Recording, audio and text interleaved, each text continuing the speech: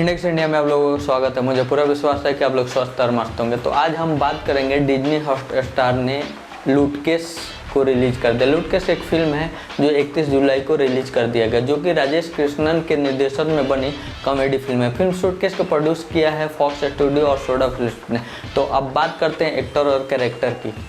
इस फिल्म में कुणाल खेमू नंदन कुमार के किरदार में है, रसिका दुग्गल लता जो नंदन की वाइफ के किरदार में है, गजराज राव MLA पाटिल, रणबीर शौरी इंस्पेक्टर कोल्टे जो गजराज के लिए काम करता है, और विजय राज बाला राठौर जो अपनी गैंग चलाता है। नेशनल ज्योग्राफी का वो बहुत बड़ा फैन भी रहता है। यह फिल्म देखते हुए आपको दिमाग में बिल्कुल लोड नहीं आएगा। कहानी में थोड़ा सस्पेंस भी है, लेकिन आप उसको क्रैक कर लेंगे कॉमेडी के साथ साथ। वही राजेश कृष्णन और कपिल सावंत दोनों ने मिलकर इस फिल्म की कहानी लिखी है। तो अब आते हैं कहानी पर। नंदन कुमार खेमू के पास घर है, बीबी है, बच्चा भी है, लेकिन उसके जीवन में मनी की कमी है। नंदन प्रिंटिंग प्रेस में काम करता है, घर आता है तो बीबी आटे दाल का भाव बताने लगती है, वहीं बेटा भी खिल्ली उड़ाता है। नंदन की उदास चेहरे पे तब चमक आती है जब उसके हाथ पैसों से भरा एक सूटकेस लग जाता है। कहानी स्टार्ट होती है स्क्रीन पे आपको कैसे मोबाइल पे आपको देखने को मिलेगा वो मैं आपको बता दूं कि नंदन कुमार अपने प्रिंटिंग प्रेस से काम से लौट रहा होता है। उसे जोर की बाथरूम लगी होती है, हाथ में छाते, कांधे पर खाने वाला टिफिन और बैग लिए जल्दी से शौचालय की तरफ बढ़ता है। बाहर कुछ बोरियां रखी होती है, वहाँ पर वह अपना छाता रख देते हैं और बाथरूम करने के लिए चला जाता है। बाथरूम करके जब लौटता है तब वहाँ से अपना छाता उठाने लगता है। उठाते वक्त छुपाई हुई उन बोरियों के बीच एक सूटकेस होता है जो गिर पड़ता है। यह देखकर नंदन थोड़ा सा घबरा जाता है। घबराते हुए उस सूटकेस को खोल कर देखता है तो वह 2000 के नोटों से भरी पड़ी रहती है, जिसे देखकर नंदन की आंखें घबराते हुए चमक उठती है। उसको जल्दी से लाल सूटकेस का चैन बंद करता है और दबी आवाज़ में पूछता है, यह सूटकेस किसका है।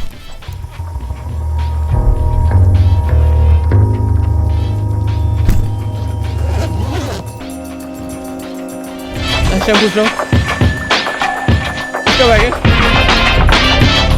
लास्ट टाइम पूछ रहा हूँ ये सूटकेस किसका है। फिर उसी सूटकेस का 2D एनिमेशन चालू हो जाता है और बाद में सूटकेस का टाइटल बन के आप लोगों के सामने आ जाता है।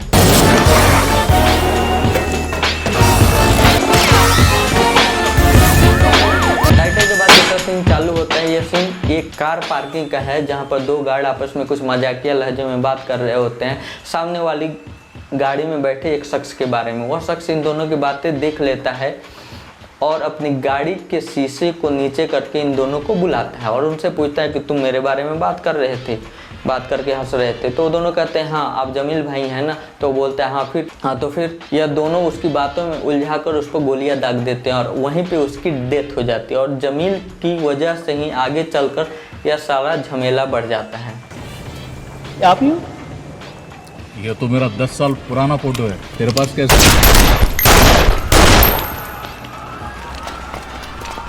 उमर का साला गलती से हत्या करवा देता है। इधर उमर अपने साले से बोलता है तूने बाला राठौर का आदमी को मरवा दिया। वो चुप बैठेगा क्या है? जमील को नहीं उड़ाने का बोला था ना तेरे को, भेजा नहीं है तेरे को इधर। हमार भाई गलती हो गया। यह सीन खत्म होते है, उसके बाद तीसरा सीन चालू होता है। उधर बाला राठौर नेशनल ज्योग्राफी पर जानवरों को देखते हुए उसमें भी जीवन दर्शन ढूंढ लेता है और अपने ही गुर्गे से कहता है कि जंगल में रहना है तो अलर्ट रहना पड़ता है। अब जाग चुकी है, कड़कती धूप उसे परेशान। शूटर लोग तो मार गए था बाला भाई, लेकिन जमील भाई का सुपारी उमर के लोगों ने दिया। और उससे यह भी कहता है कि तूने नेशनल ज्योग्राफी सब्सक्राइब किया क्या। कॉमेडी फिल्म है तो सीरियस बातों में भी कुछ ऐसी बातें और ऐसी चीज़ें घटती है जिससे आप अपनी हंसी रोक नहीं पाते हैं।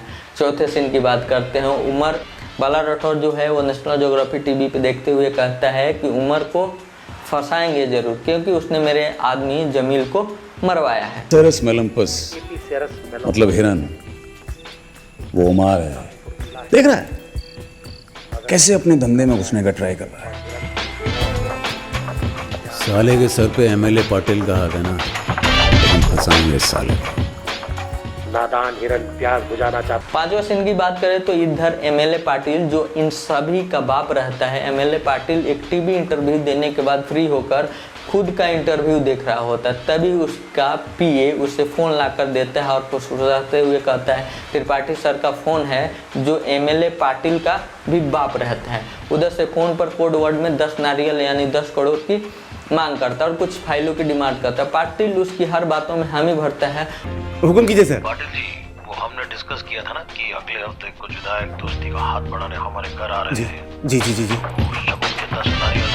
हाँ वो पहुँच जाएंगे सर, मुझे याद है। ठीक है, और पार्सल पार्सल सर वो सुभाष पर्सनली आके दे जाएगा 2-4 दिन में।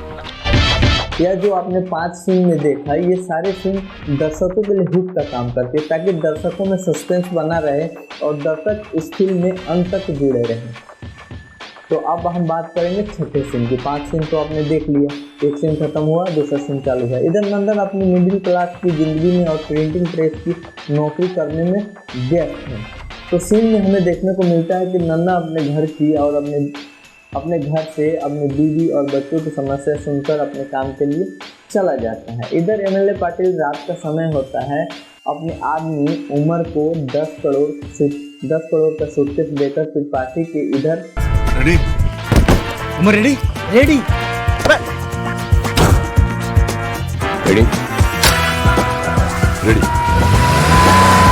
जैसे ही उमर वहां से निकलता है, कुछ दूर जाने के बाद पहले से घात लगाए बाला राठौर के आदमी उस पर हमला कर देते हैं।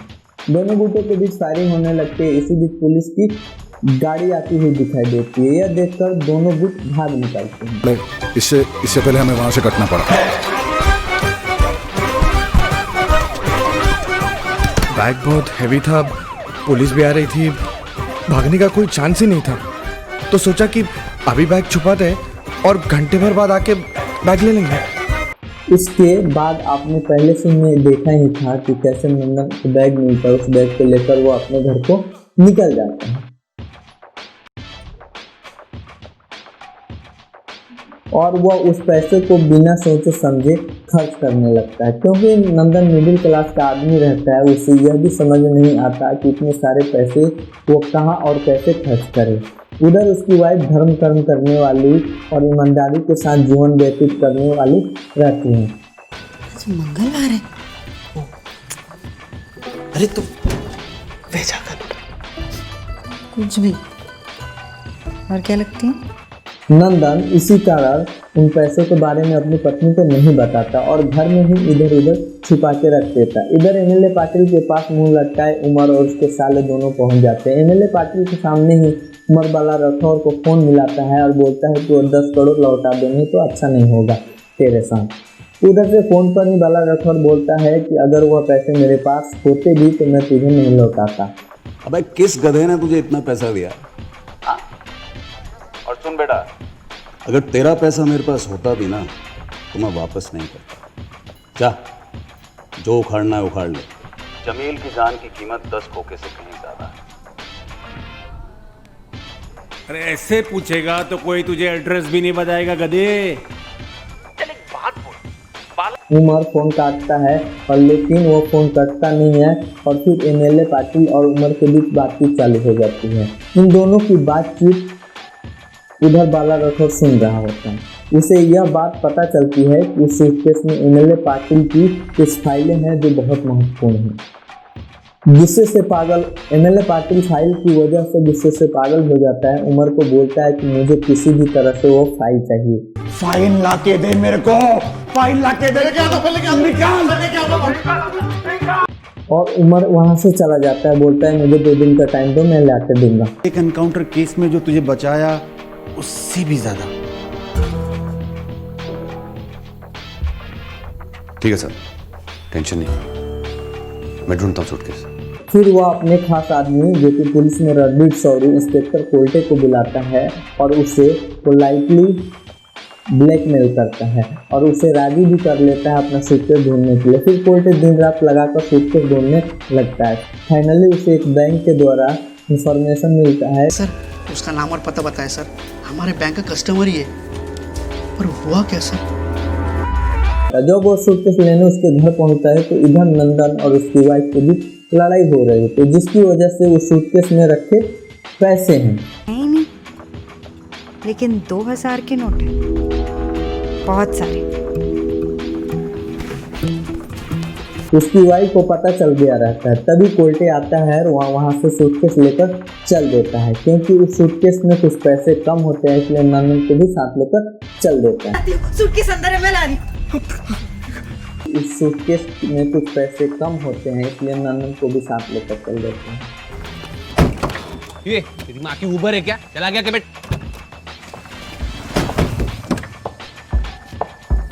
इधर राठौर के आदमी पहले से ही इंस्पेक्टर कोर्टे के पीछे लगे रहते हैं और वह फोटो खींचकर राठौर को भेजे। राठौर के वह दोनों आदमी इंस्पेक्टर कोर्टे से वह सूटकेस लूटना चाहते। उसे लूटने के चक्कर में राठौर का एक आदमी मारा जाता है, दूसरा आदमी भाग निकलता है। राठौर को लगता है कि अब वह सूटकेस नहीं लूट पाएगा, इसलिए पहले ही MP पाटिल को बता देना सही रहेगा और MP पाटिल को वह फोटो दिखाने उसके पास चला जाता है। शुभ रात्रि। बोलते तो कह रहा है कि सूटकेस उसे मिला ही नहीं। मेरे को तो लगता है कि खुलते सूटकेस। तुम दोनों अपना रंजिश भूलकर और एक साथ मिलकर मेरे लिए काम करो और मेरा सूटकेस इंस्पेक्टर कोर्टे से लेकर किया। तुम लोगों का साथ में मिलके काम करने का टाइम आ गया है, हाथ मिलाओ।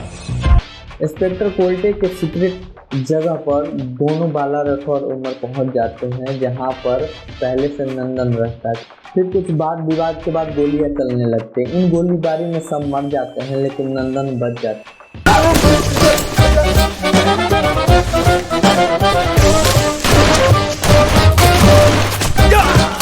तो ऐसे कर लीजिए।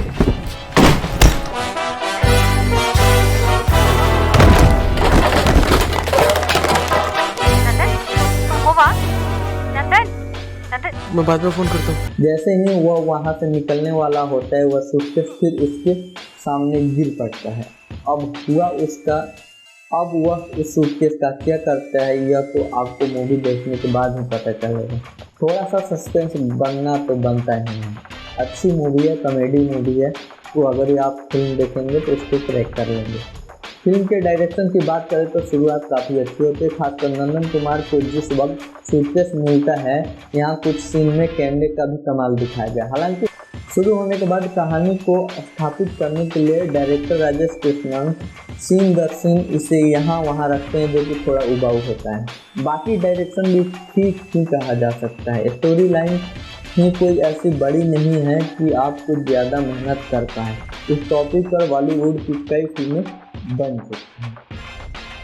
तो यह वीडियो आपको कैसा लगा प्लीज़ कमेंट करके बताएं। अगर आप इस चैनल पर नए हैं तो सब्सक्राइब करना बिल्कुल ना भूलें। Thanks for the watching. Have a nice day.